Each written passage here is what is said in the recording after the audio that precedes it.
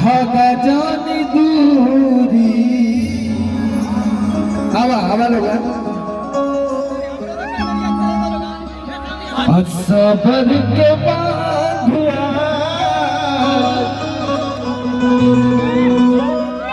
आई तूरी hello hello hello hello hello hello थोड़ा एक देख लो भैया कि काची बातें हमारी शरीरिया चाप के लाग मोई बाका हर की आज के रतिया चांद के पार ले गया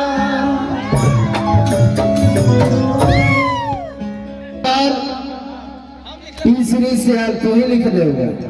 हाँ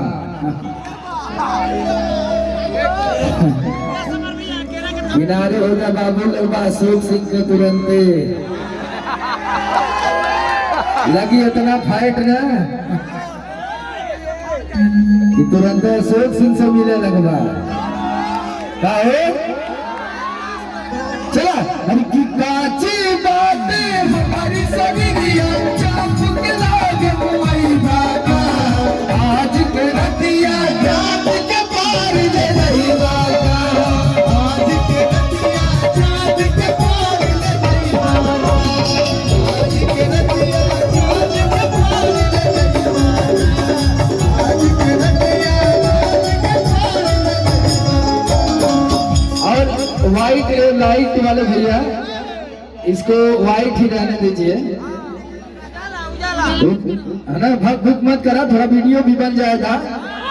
आओ भैया कि बड़ुए सुहागरा भागा जानी दूरी असबर के बांधिया तेही आई तूरी चला नचबा लोग ना पक्का ना अरे की काची बातें हमारी शरीरिया चाप के लागे मुई बाबा आज के रतिया चांद के पार ले गई बाबा आज के रतिया चांद के पार ले गई बाबा आज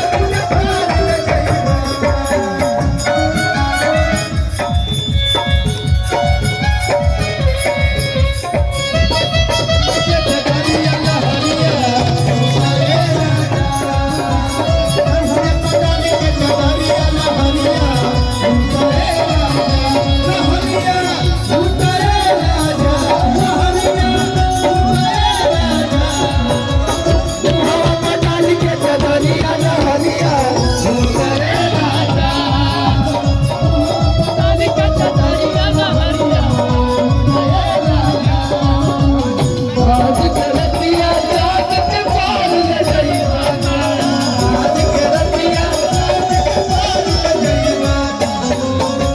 दिया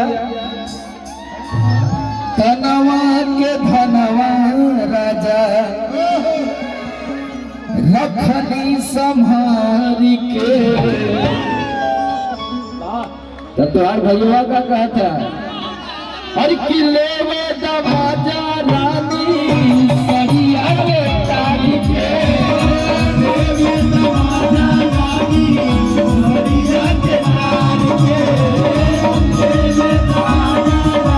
सरिया के तारी के धनवा के धनवा राजा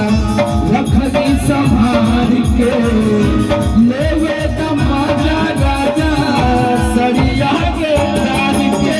लेवे दमाजा राजा सरिया के तार के लेवे दमाजा राजा सरिया के